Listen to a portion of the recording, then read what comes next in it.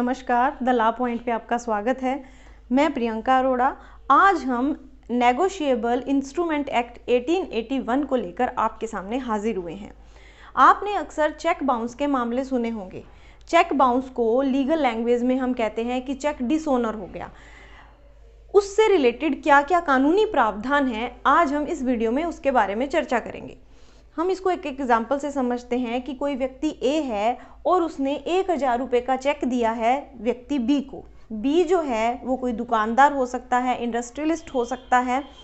B अब क्या करता है, अपने जो भी सेवा या वस्तु के बदले में उसे जो चेक मिला है उसको क्लियरेंस के लिए वो बैंक में लगा देता है और बैंक में वो चेक हो जाता है बाउंस।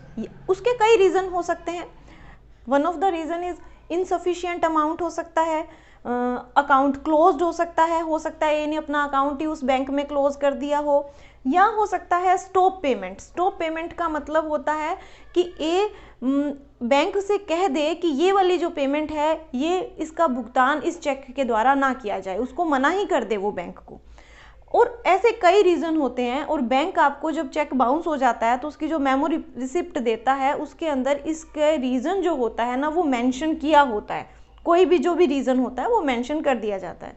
तो अब बी के पास क्या प्रावधान है अपनी वो धनराशि प्राप्त करने के, उन कानूनी स्टेप्स को हम अब समझते हैं स्टेप बाय स्टेप। नंबर 1 है लीगल नोटिस देना।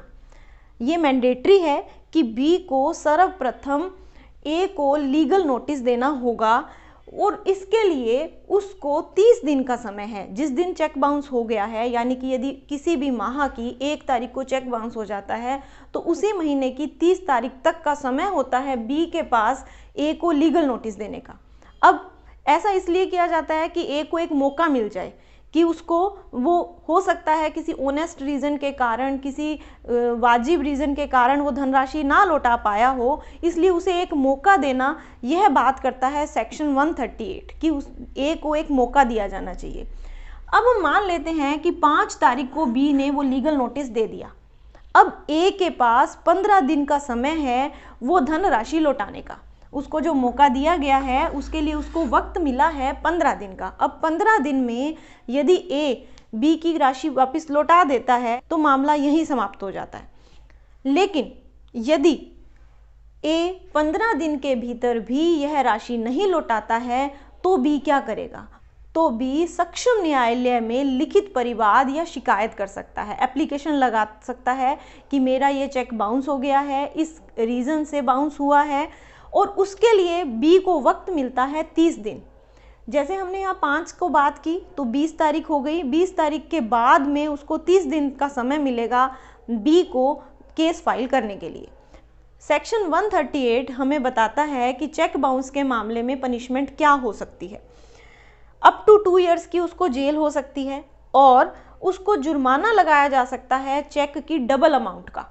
यानी कि हमने यहाँ माना था कि उसने 1000 रुपये का चेक दिया है, उसको अब जो राशि भुगतान करनी होगी वो जस्ट डबल करनी होगी, 2000 रुपये की राशि उसको भुगतान करनी होगी।